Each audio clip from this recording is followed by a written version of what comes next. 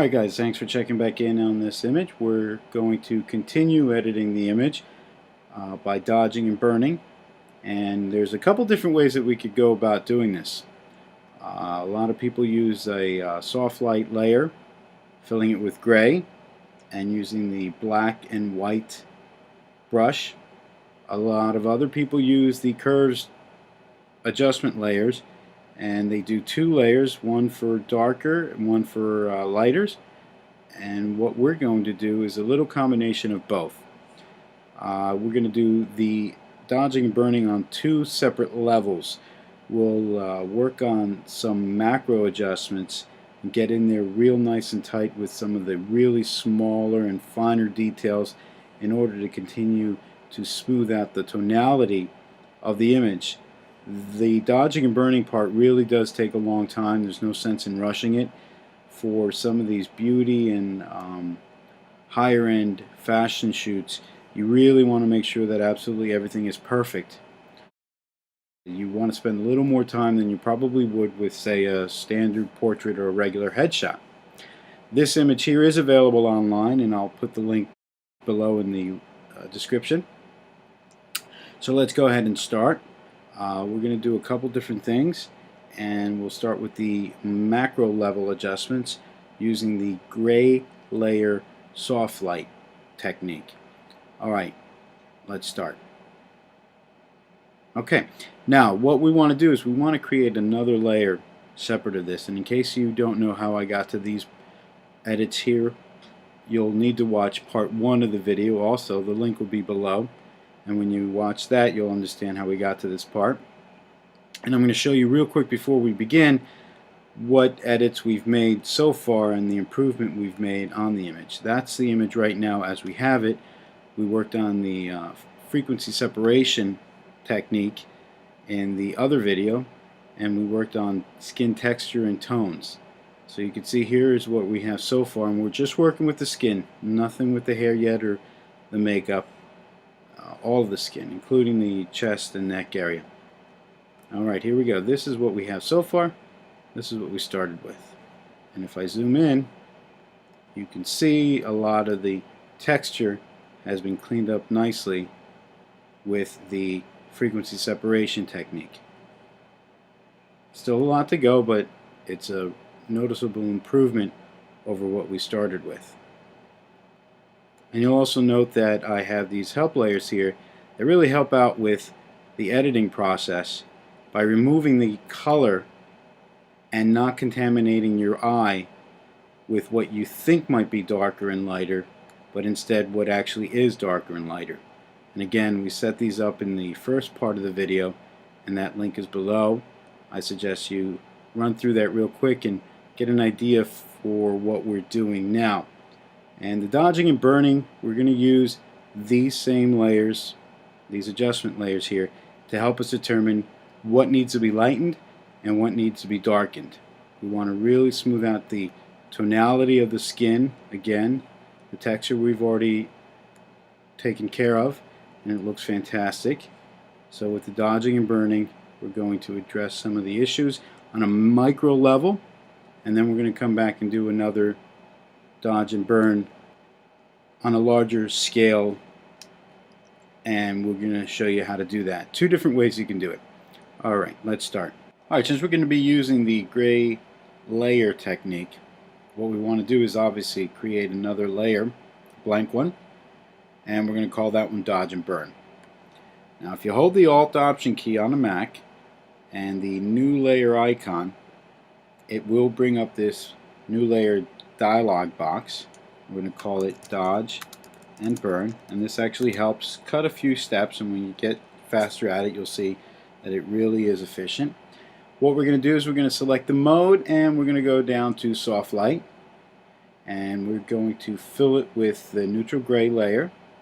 Again, that's going to be 128 red, green, and blue, so it's very neutral. And we're going to clip this to the previous layer, the high texture layer.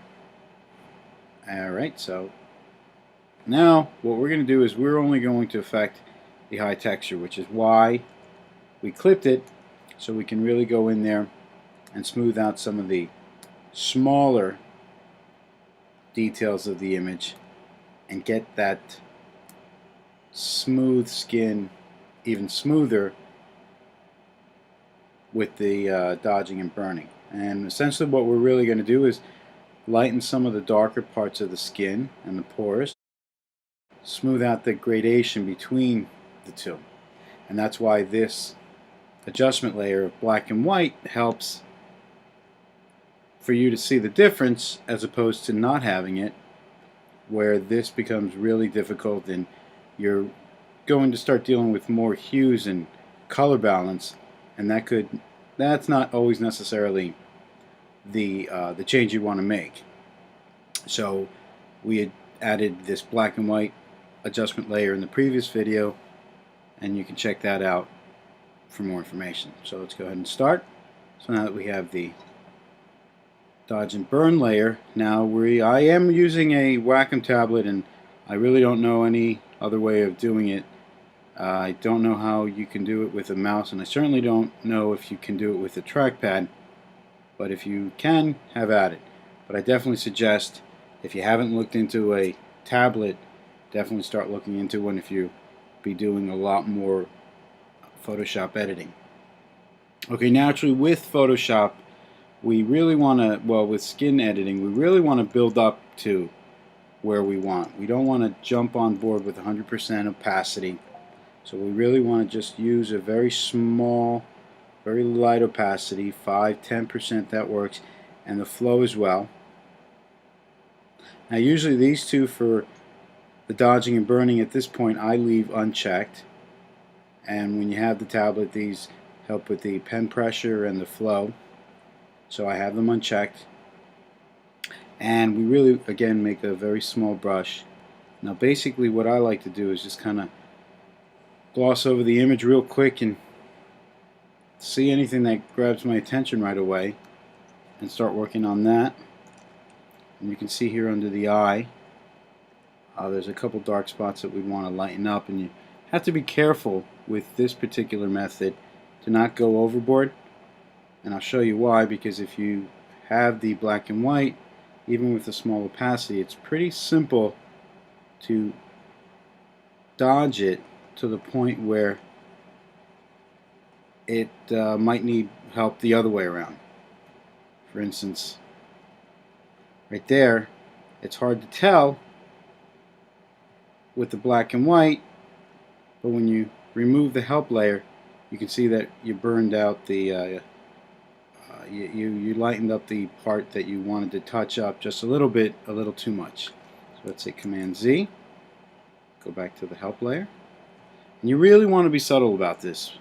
You want to build up to it.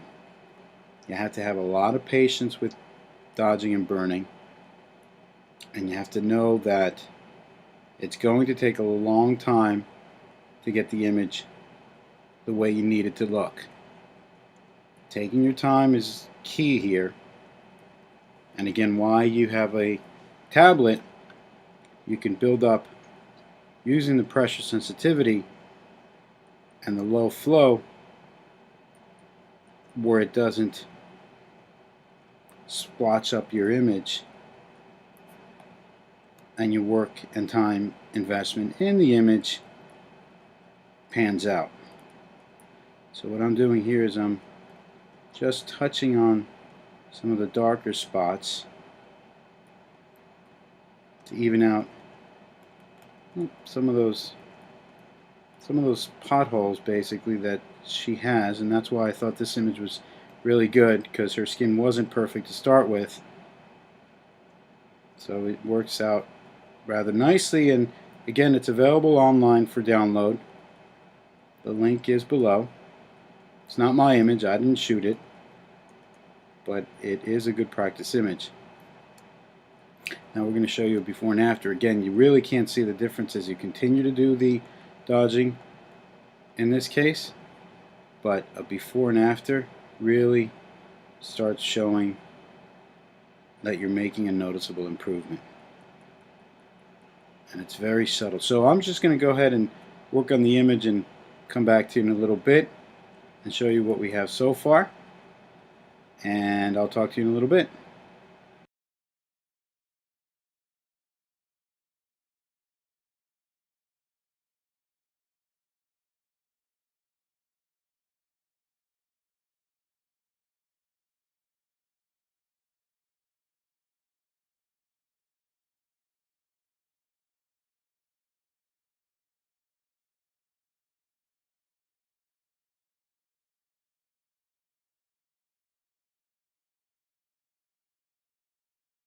So I'm just going to finalize a couple of small tweaks here, and I'm going to show you a before and after, and you'll see that the changes as you make them are very difficult to see.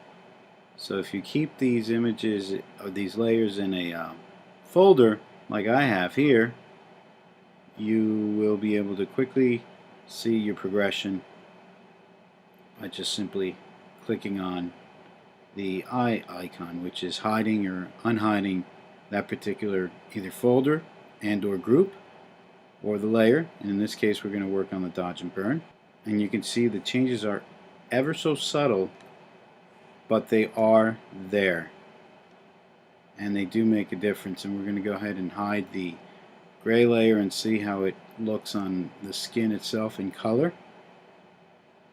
And you can see around here we picked up some of the darker spots and brought it up. And again, each and every single image is going to be different, and how much you decide to dodge and burn really depends on you, what your client is looking for, and your end result. And you can see here some of the darker spots we really touched up. Cleaned up some of this in here, the bridge of the nose, on the forehead a little bit. That was on a micro level adjustment. And let's put back the gray, and we'll do some before and afters of the dodge and burn. Very subtle but noticeable. And the gradations between the skin tone is very smooth now. Less awkward.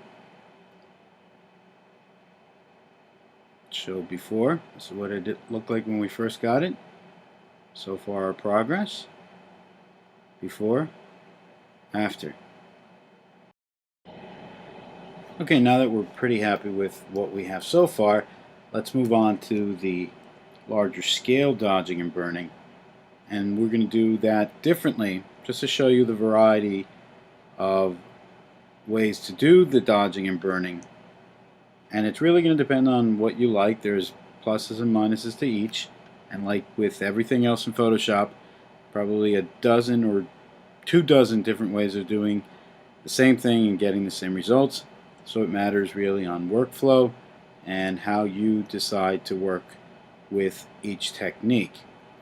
What we're going to go ahead and do here is we're going to create a stamp.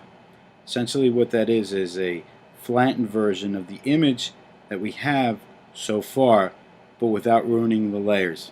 I personally don't like deleting layers, because you could always go back and make changes to the layers if you need to do something differently. So what we could do here is stamp the image and work from there. In this case it's going to be pretty essential because we'll be doing, as I said, an overall dodging and burning. Alright, so how we're going to do that is simply close this and create a blank layer. We're not holding any of the modifier keys. And what we're going to do now is Command, Option, Shift, and E gives us a new layer, so we'll start working on this one. We can hide these two and call this one anything you want, anything for reference. I call it Stamp. That's simple enough. And the other dodging and burning technique required one layer filled with gray on a soft light mode. This one we're going to do it a little differently. As I said, we're going to start off with using 2 adjustment layers, both curves. So we hit that twice. I'm going to call the lower one, say, low lights. And the top one, double click, highlights. But we have the 2 layers. We're going to make our changes to the curve adjustments, and you'll notice that when we created the adjustment layers, it created a mask, a white mask, and we're going to go ahead and change that to black and invert that so we can paint back our highlights and our lowlights. What we want to do with the highlights, select the highlights layer, curves adjustment layer, and we want to get up to this portion here and select it and just slightly go up a little bit and to the left. And again, this is going to bring out the highlighted features of the image that we really want to make stand out. And we're doing the opposite here in the low lights, taking the first quarter section and bringing it down and to the right a little bit. Now we don't want to make anything too black, obviously, and in this case also we don't want to make anything too white. You don't want to make anything 255 RGB white, because then you're just blowing out all the detail. And using this mask here, we select the mask icon thumbnail, Command I to invert it rather. Same thing here. And now you see that it just hid all the changes that we made. And what we're going to do is basically paint back our highlights and our lowlights. Okay, so let's go ahead and start with that. Let's start with the lowlights, and this is going to be a little different than what we did before with the gray layer soft light mode technique. We're still going to use a brush, but because we're using the layer mask, we're only going to be allowed to use either black or white. So what we want to do is, in this case, make a little larger brush, very soft edge, still hardness of 0. I'm going to make the brush a little larger. Oops.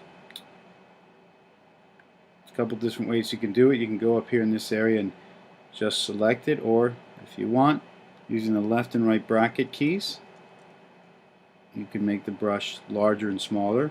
Wacom tablet also has, depending on the unit you have, the capability to make the brush smaller and larger on command with the express keys.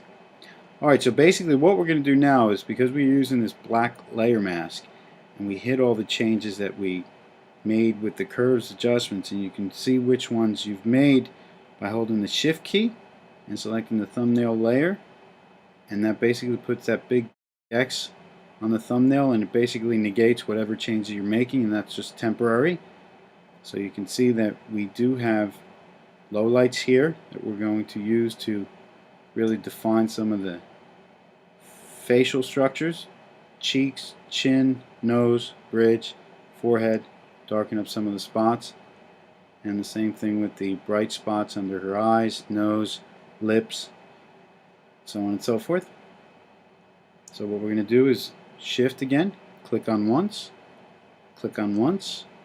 and the black basically hides those changes that we just did. I personally like to work with the low lights first and really define some of the cheeks, some of the chin, lip, nose areas, and then come in and kind of build some contrast against what I just did with the highlights. So again, we're going to select the layer mask because we want to paint back in. Let's go ahead and hide that. And with a significantly larger brush than we would be using as opposed to the other technique that we did in the video earlier, I'm going to go ahead and move these up a little bit and start working with that. I'm using the left and right bracket keys here to make my brush smaller and larger. So let's go ahead and start again. You want to build up to what you're working for. You don't want to just jump ahead and use 100% and kill the image. And these are going to be very subtle changes that we see, and as we start working with the image, you'll start seeing them come to life more. And right here you can see that we're already starting to see a significant difference in her cheek, and I'm just going to go down here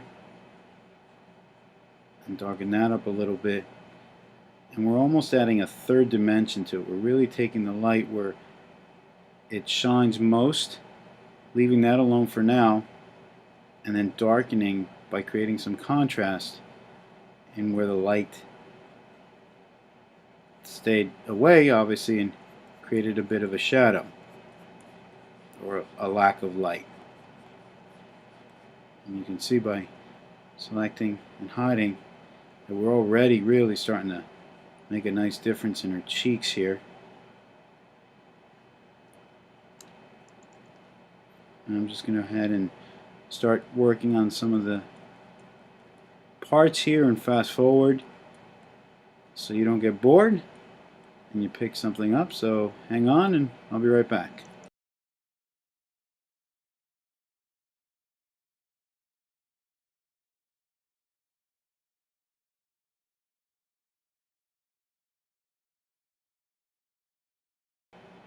Now there was an area of this forehead that's been bothering me since we started, and this is a good time to take the lowlights and burn a little bit more texture into the skin. You don't want to take away the highlight, but you want to, in this particular case, you want to add a little more texture to it, and it just seemed a little blown out to me compared to the other parts of the skin, and I didn't want to touch it earlier because I knew that the dodging and burning, at least this part of it, was going to be where we make that change. You can see right there how we affected it. And again, here's the cheek. We're starting to really add some pop and contrast to it. And we'll come back to that in a little bit. And her lips. This is really where the dodge and burn comes to play when we start messing around with the lips. You'll see that we can make them fuller simply just by doing this technique. And I'll be right back.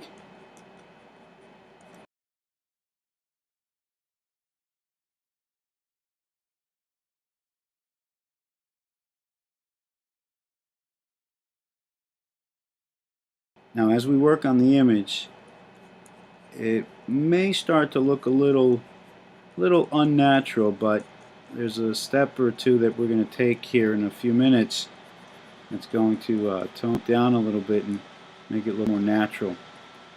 Now again, we're just basically contouring the face by exaggerating some of the shadows right now. We're not even using the liquify tool, although that's an extreme. And we can use it, but we're not going to. And you can see how just that little bit already is starting to make a difference. Now here around the cheekbones and the nose, we touched up the forehead a little bit, give a little definition up here in the eyes, and makeup. And using the Wacom tablet really affords us that flexibility that there's no way that you would have using a mouse or tablet, or sorry, a mouse or trackpad. So go out and get one. It's worth it. You can find one on eBay, a decent refurbished one or used one. Doesn't have to be the newest one. One I'm using is the Intuos 5.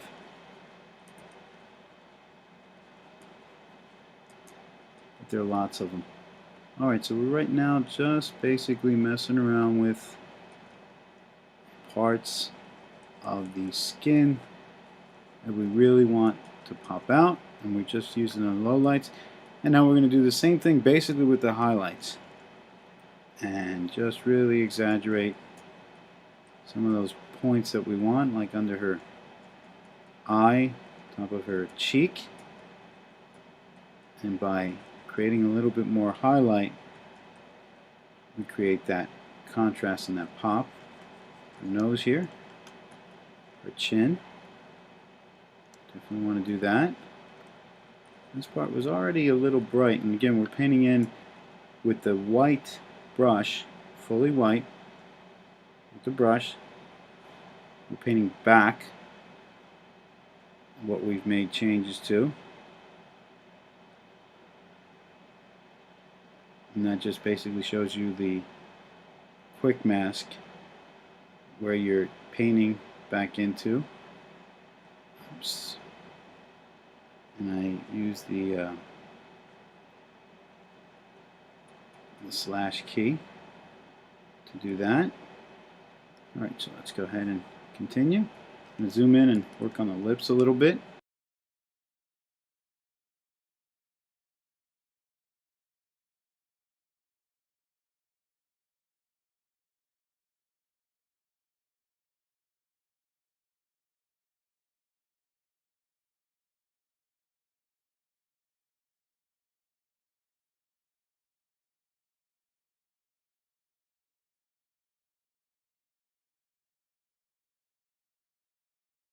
show you the difference. Now, what is a good way to show and hide both layers at the same time is by selecting, shift-clicking both the layers, and then hitting Command G. That groups the layers together.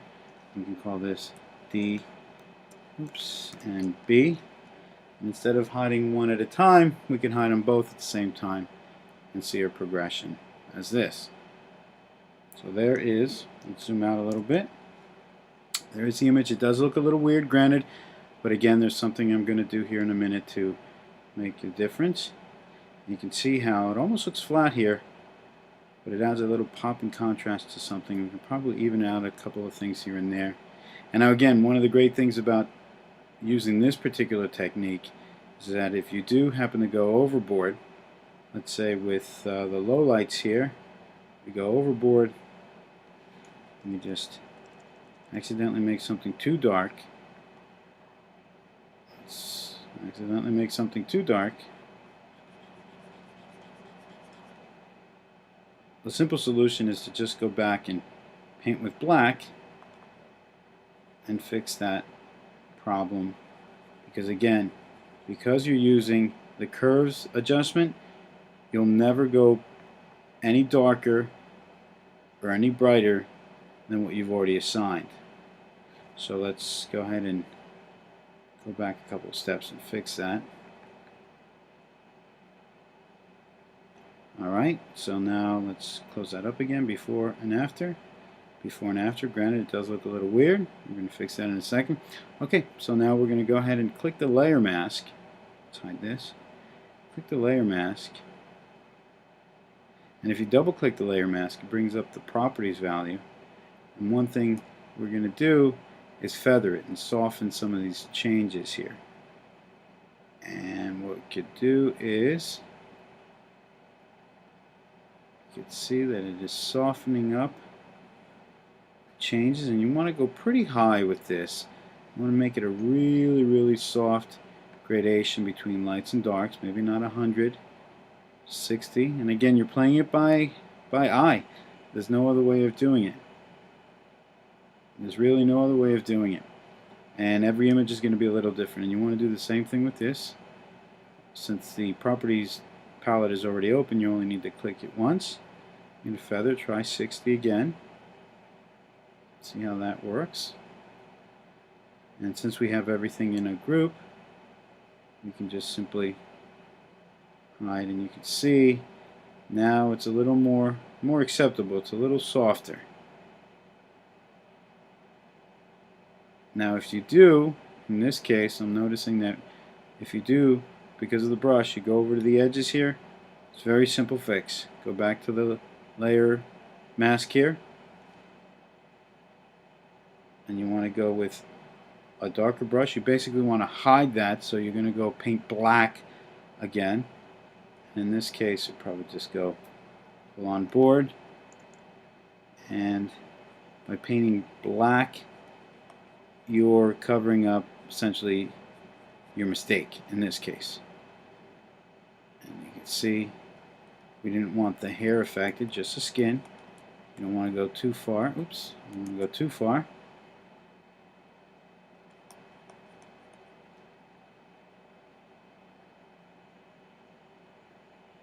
Same thing here on this side.